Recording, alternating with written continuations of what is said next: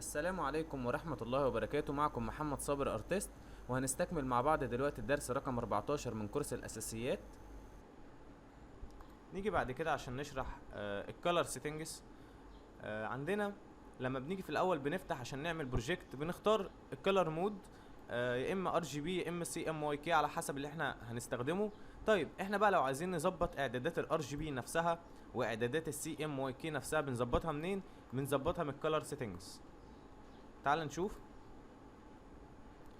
نيجي اول حاجه عندنا السيتنجز، فيها النورث امريكا جنرال بيربس 2، ودي اعدادات الالوان العامه اللي بتستخدم في امريكا الشماليه، وبتستخدم نفس اعدادات السي ام واي كي وتدرجات الرمادي في النورث امريكا بريبرس 2. بس في اختلاف واحد، ان البريبرس 2 بيستخدم الادوب ار جي بي. طيب احنا عايزين نعرف ايه الفرق ما بين الار جي بي بتاع ادوب والاس ار جي بي.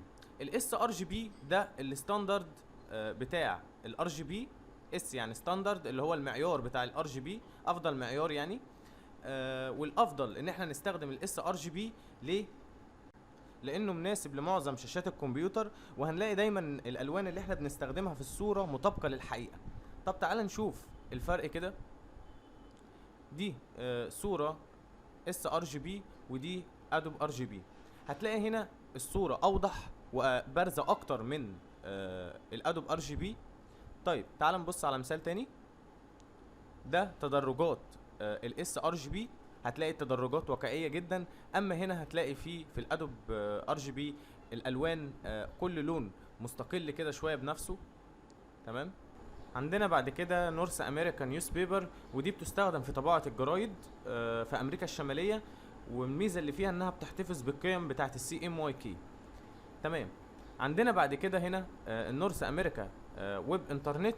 دي بتديك اعدادات الوان الصور اللي موجوده على شبكه الانترنت، وبتقدر تستخدمها لو انت بتعمل شغل كتير على الانترنت. وعندك هنا بيكون الار جي بي اس ار جي بي. تمام.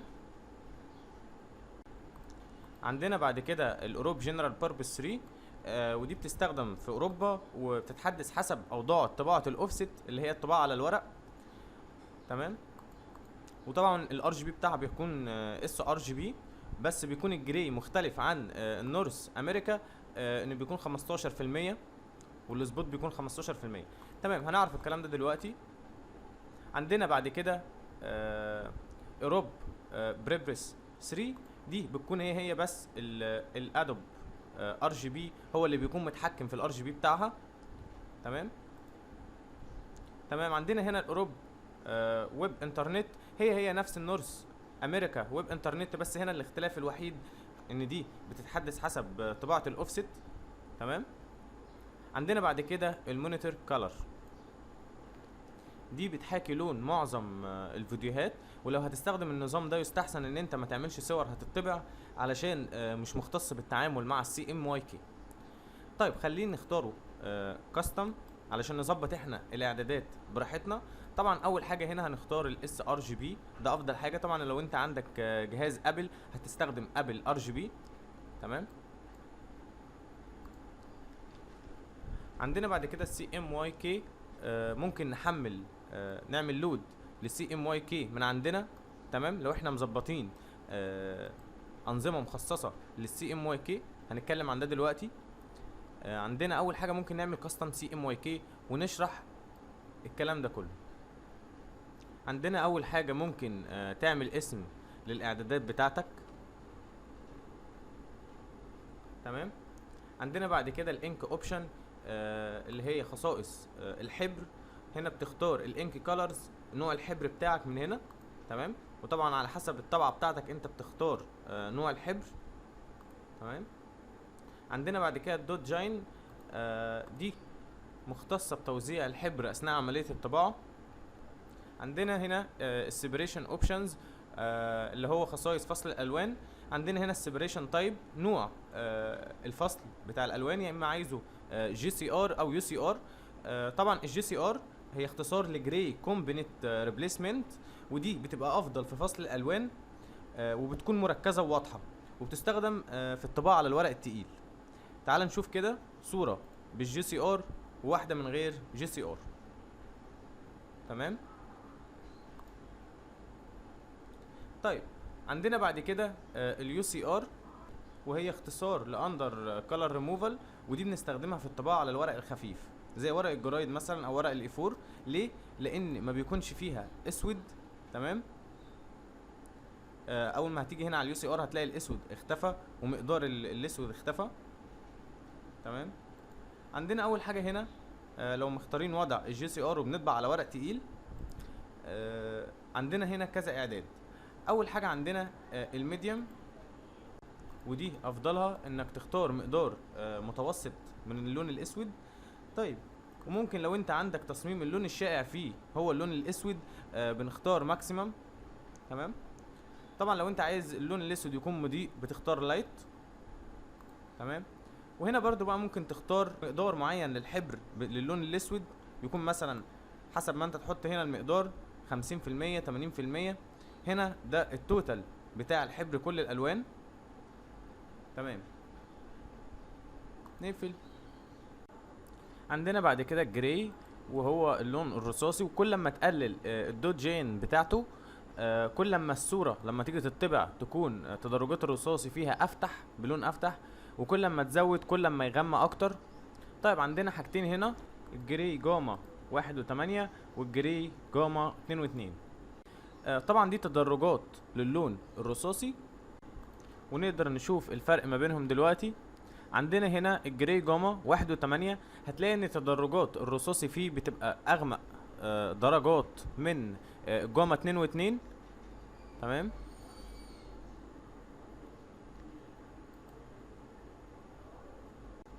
طبعا طول ما في جراي في سبوت، زي ما بتحدد درجة الجراي بتحدد درجة السبوت، والعلاقة ما بينهم هي علاقة زي كده بالظبط. بيبقى كل ما تزود اللون الجراي كل ما بتزيد الصورة اللون الابيض فيها بيقل زي ما انت شايف هنا على اليمين. الاسود ده هو السبوت. تمام. وكل ما بتزود السبوت كل ما بتزيد الصورة تباين ما بينها وما بين الجراي. تمام. عندنا هنا بقى بعد كده نقدر نعمل لود لملف اي سي سي، وهو ملف مختص بلغة الالوان الاي سي سي. نقدر طبعا الاعدادات اللي احنا عملناها دي، او لو عملنا اعدادات احنا حابين ان احنا نشتغل عليها ندوس سيف ونسجلها في مكان معين، بحيث لو عايزينها تاني نقدر نعمل لها لود. تمام. وبكده نكون انتهينا من الكالر سيتنجز. عندنا بعد كده الازاين بروفايل. طبعا هنا ممكن تطبق نظام معين للار جي بي زي الاس ار جي بي مثلا، او ممكن تختار من البروفايل الانظمه التانية، وتشوف هنا طبعا قدامك لايف كده الادوب ار جي بي، وتشوف الفرق ما بينه وما بين الادوب ار جي بي او الكالر ماتش ار جي بي، وتقلب كده وتشوف اللون المناسب اللي انت عايزه.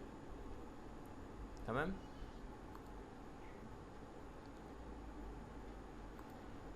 تمام. دي الالوان الطبيعيه طبعا. وممكن ان انت تقول له ان انا مش عايز استخدم الدوكيومنت ده وانا شغال، فتدوس دونت كولر مانج ذيس دوكيومنت وتدوس اوكي. طبعا هنا ظهر لنا ار جي بي بس علشان احنا شغالين على صوره ار جي بي. اما لو جينا حولنا مود الصوره للسي ام واي كي ودوسنا اوكي، وجينا هنا عند قائمه اديت واخترنا ازاين بروفايل، هنلاقي ان السي ام واي كي هنا ظهر. ونقدر برضو نختار اي نوع من انواع السي ام واي كي. تمام. نرجع convert to بروفايل شرحناها. عندنا بعد كده كيبورد شورت كاتس او المنيوز، الاتنين موجودين في حته واحده. لو فتحت اي واحده فيهم الاتنين هيكونوا معاك. لو دوست كده هتلاقي الكيبورد شورت كاتس هنا، وهنا المنيوز. طبعا هنا بنعمل ايه في الكيبورد شورت كاتس؟ نقدر نحط اي اختصار لاي حاجه عايزين نوصل لها، او نغير اختصار معين عندنا. يعني مثلا عندنا هنا نيو اختصارها كنترول ان، لو عايز تغيره لاختصار تاني بتقدر من هنا. او في حاجات ملهاش اختصارات. تمام. تقدر تضيف ليها اختصار وتدوس اكسبت وتيجي تفعل، هتلاقي ان الاختصار موجود. تمام. ومن هنا بتختار المكان اللي انت عايز تغير فيه الشورت كات او تعمل فيه شورت كات. ممكن تختار التولز مثلا وتغير فيه الشورت كات بتاعها. طبعا لو عملت تغييرات في الشورت كات وعايز تسجلها بتضغط هنا وتحفظها في مكان، بحيث لما تيجي عايزها تاني تعمل لها لود وتدخلها عادي. تمام. عندنا هنا بعد كده المنيوز، ومن هنا بتقدر تعمل شوية تغييرات في البانل بتاعتك او المنيو بار بتاعتك. بتختار من هنا اول حاجة المنيو او البانل منيو، وبتيجي هنا. طبعا اي حاجة موجودة عليها عين زي كده انت تقدر تخفيها. لو دوست كده وتيجي تفتح مش هتلاقي اوبن. تمام.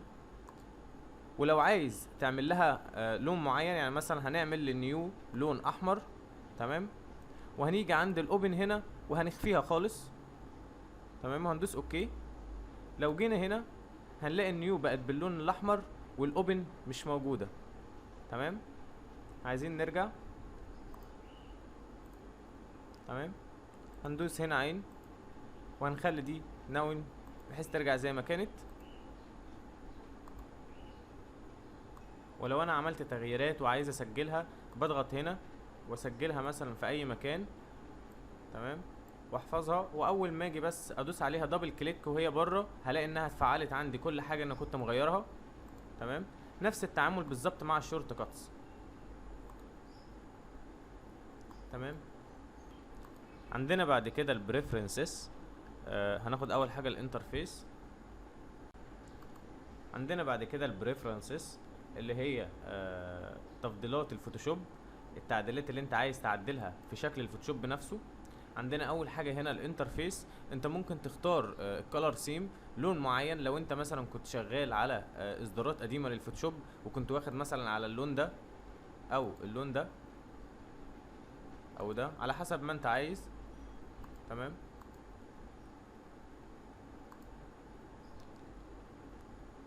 عندنا بعد كده الستاندرد سكرين مود. كمان تقدر تغير لون الخلفيه اللي ورا دي من هنا. ممكن تخليها بلاك او دارك جراي، جراي غامق، او ممكن انت كمان تختار لون براحتك. تمام. وممكن كمان تتحكم في الدروب شادو. طب نخلي اللون فاتح عشان يبان الدروب شادو. الدروب شادو اهو. تمام. لو جينا نلغيه هيختفي. وممكن نعمله لاين خط كده حوالين البروجكت بتاعنا. تمام. هو الافضل بيكون دروب شادو. كمان احنا نقدر نتحكم في الفول سكرين ويز منيو. يعني لما اعمل وضع الفول سكرين ويز منيو ويبان لي المنيو كده، يبان لي لون هنا. تمام. هنجرب دلوقتي. هنخليه مثلا لونه ازرق. تمام. وعايز لما يكون فول سكرين خالص من غير ما يكون باين اي حاجه. طبعا قلت لكم المرحله دي لما انت تكون خلاص حافظ كل الاختصارات بتاعه الفوتوشوب. طبعا دي هنخليها مثلا بلون احمر عشان يبان التغيير اللي احنا عملناه. وهندوس اوكي.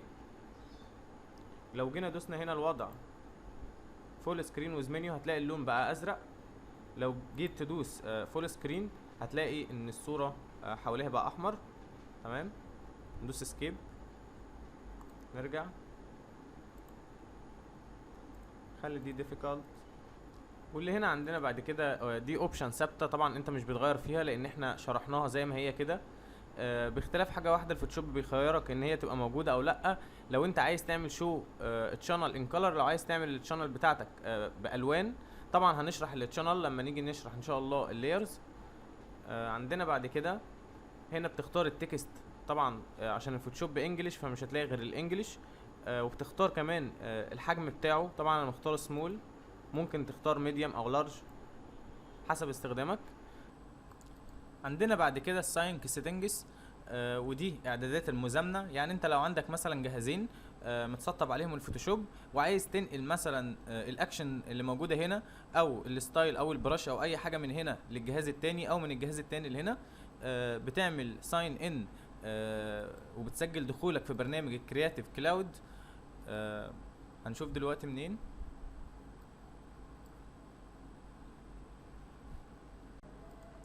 تعمل ساين ان من هنا، تمام، وترجع للاعدادات اللي هي بتاعت الساينك سيتنجز من هنا، تمام. عندنا بعد كده الفايل هاندلنج، ودي مختصه بالتعامل مع الملف اللي انت بتكون شغال عليه. يعني انت مثلا لو شغال دلوقتي على ملف وفتحه وشغال عليه، ومره واحده الفوتوشوب اتقفل او النور قطع او اي حاجه، طبعا انت كده كده عندك حاجه اسمها الفايل هاندلنج، دي بتحفظ لك الملف طبعا. وانت بتختار هنا اولويز سيف. طبعا لو مش عايز تسيف بتدوس نيفر سيف، انت حر، بس الافضل ان انت تخليها دايما اولويز سيف عشان تحفظ الشغل بتاعك من وقت للتاني. عندنا بعد كده الفايل اكستنشن، دي طبعا انت بتخليها يوز لور كيس، اللي هو يستخدمه ببطء في حاله بطيئه يعني، تمام. ودي بتخلي الفوتوشوب انت ما تحسش ان هو بيسيف، بس هو بيعمل سيف، تمام. عندك هنا دي طبعا لازم تخلي علامه الصح موجوده عليهم كلهم، لان هنا بيقول لك هيسيف في نفس الفولدر الرئيسي، تمام. وهنا بيقول لك هيسيف في الباك جراوند، وهنا بيقول لك انت هيسيف كل 10 دقايق او 15 دقيقه على حسب ما انت عايز. لو عايز 5 دقايق تمام برضو مفيش مشاكل، بس لو انت عندك امكانيات الجهاز كويسه تقدر تخليها كل 5 دقايق ويعمل لك سيفنج كل 5 دقايق، تمام. عندنا بعد كده دي اعدادات الكاميرا رو، طبعا لسه هنشرح الكاميرا رو. في هنا بعد كده بيقول لك بريفير ادوب كاميرا رو فور سبورتد رو فايلز. طبعا لو انت عايز تدعم ملفات الكاميرا رو على الادوب. هنا الاعداد ده طبعا خاص بالكاميرا رو، هنبقى نشرحه معاه. عندنا بعد كده الاجنور اكسايف بروفايل تاج، ده لو انت عايزه يتجاهل ملف الاكسايف. طبعا انت لو قفلت صوره وانت كنت شغال عليها مثلا بكاميرا رو او حاجه، ممكن تطلع لك الرساله دي ويسالك يقول لك انت عايز مثلا تغير نظام الالوان بتاعك او نظام الفضاء اللوني بتاعك من هنا، او يديك شويه اختيارات. لو انت عايز تتجاهل الرساله دي طبعا بتدوس هنا اجنور وتلغيها. عندنا بعد كده الاجنور روتيشن ميتا داتا، دي لو انت عايز يتجاهل معلومات التدوير. لو انت مثلا كنت عامل تدوير للصوره او كده وعايز تتجاهل المعلومات بتاعتها بتدوس اجنور، تمام. عندنا بعد كده هنا بعد كده ask before saving layered TIFF files، دي لو انت عايزه يسألك قبل ما يحفظ ملفات TIFF يسألك، تمام. انت بتفعل هنا ask عايزه يسألك او لا، يحفظه على طول. عندنا بعد كده disable compression of BSD and BSB files، دي لو انت مش عايزه يسترجع الملفات BSD او BSB اللي عليها ضغط كبير وفيها layers كتير، طبعا مش هنفعل disable، تمام. طبعا لو فعلتها الفوتوشوب هيبقى معاك اسرع وانت شغال. عندنا بعد كده maximize BSD and BSB file completely، هنا بقى انت بتحدد لو انت عايز تحتفظ بمعلومات BSD او BSB بشكل كامل، بحيث ان هو ينفع يشتغل على اصدارات تانية غير الاصدار اللي انت شغال عليه. طبعا هنا انت بتقول له اسك اسالني، وده عشان انت لو اخترت اولويز هيكون الجهاز او الفوتوشوب اتقل معاك، تمام. عندنا بعد كده هنا بتختار عدد الفايلات اللي ممكن يحتفظ لك بيها، وطبعا يفضل ان هما ما يزيدوش عن 30، تمام. ويستحسن يكون اقل مثلا 10 بحيث ان الفوتوشوب ما يهنكش معاك. بعد كده عندنا البيرفورمانس، ودي متخصصه باداء الفوتوشوب وسرعته، وتقدر طبعا تغير في الاعدادات دي وتوصل بيها لافضل نتيجه وافضل سرعه للفوتوشوب. عندنا هنا استخدام البرنامج للرامه، طبعا زي ما انتم ملاحظين هتلاقوا ان هنا الرام 4 جيجا بس هو طبعا بيقراها 3.5. هنا هيقول لك ان انت مستخدم 60% من حجم الرامه، اللي هو انا مستخدم 2 جيجا من 4 جيجا. طبعا انا اقدر ازود استخدامي للرامه عن طريق البرنامج طبعا، بس لازم اهم حاجه ما تزيدش عن 75%، بحيث ان انا اسيب مساحه لحاجات تانية اعملها غير الفوتوشوب. عندنا بعد كده الهيستوري والكاش. طبعا الهيستوري اللي احنا اتعرفنا عليه قبل كده ان احنا ممكن نرجع اكتر من خطوه لورا. طيب عدد الخطوات اللي احنا ممكن نرجعها لورا في الهيستوري دي احنا بنحددها هنا، واحنا محددين 20. طبعا نقدر نزود عن كده لحد ما توصل ل1000، تمام. بس طبعا يفضل انها تبقى قليله، لان كل ما بتزيد كل ما الفوتوشوب بيتقل معاك وانت شغال. عندنا بعد كده الكاش ليفلز، ودي طبعا لو انت شغال على ملف فيه لايرز كتير ومساحته كبيره تقدر تعلي الكاش ليفلز من هنا، بس اهم حاجه يكون عندك كارت شاشه كويس، تمام. عندنا بعد كده الكاش تايل سايز، دي المساحة المؤقتة للملف الواحد. وطبعا لو انت عندك مختار مثلا ملف زي السي او كده، تقدر تختار ال1000 28 كيلو بايت. وهنا طبعا انت دي المساحة الوهمية اللي بتبقى موجودة في الفوتوشوب، وانت بتختار تحملها على اي بارتيشن.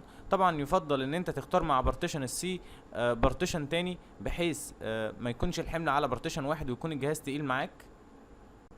عندنا بعد كده الجرافيك بروسيسور سيتنجز، دي طبعا نقدر نختار كارت شاشة.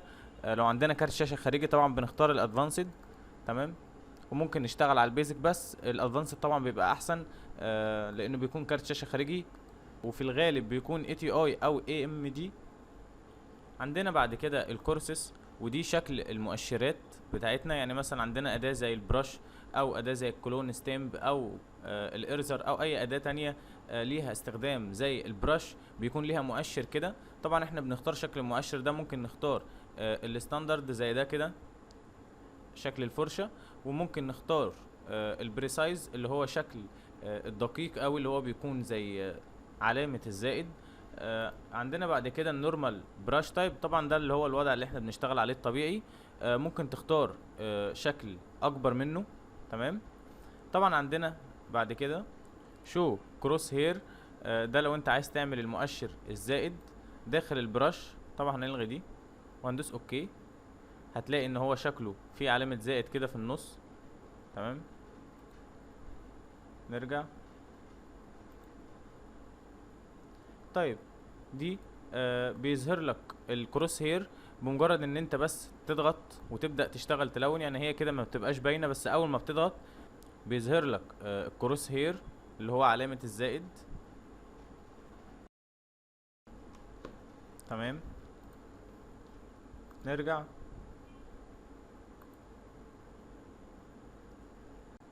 كمان تقدر تغير شكل مؤشرات تانية زي الاي دروبر، ممكن تحولها بالشكل اللي هو البرايسز، الشكل ده بتبقى ادق، تمام. عندنا بعد كده البرش بريفيو، وده اللون اللي من خلاله بنقدر نشوف حجم الفرشة لما بنيجي نكبرها ونصغرها عن طريق كليك يمين والت في الكيبورد. هنيجي نشوف دلوقتي، هنخلي مثلا لونها اخضر، تمام، وندوس اوكي. لما بنيجي ندوس الت وكليك يمين ونكبر هتلاقي اللون اهو، تمام.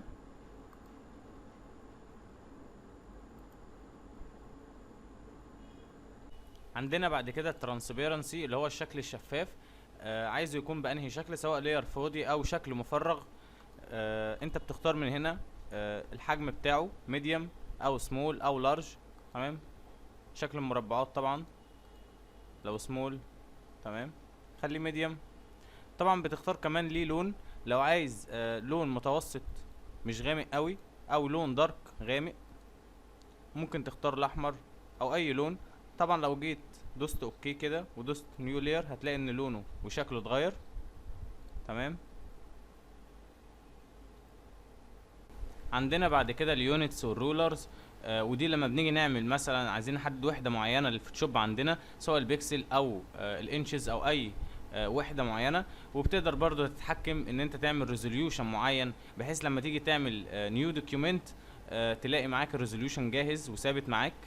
عندنا بعد كده الجايدز والجرايدز والسلايز، تقدر تتحكم في لون كل واحده فيهم. طبعا احنا خدنا لحد دلوقتي الجايدز، لسه السمارت جايدز والجرايد. عندنا بعد كده البلجن، طبعا هناخدها لما نوصل للفلتر، تمام. التايب طبعا خدناها واحنا بناخد التكست، وال3 دي ان شاء الله هناخدها في قائمه ال3 دي. وبكده نكون انتهينا من الدرس رقم 14 من كورس الاساسيات. كان معكم محمد صابر ارتست، والسلام عليكم ورحمه الله وبركاته.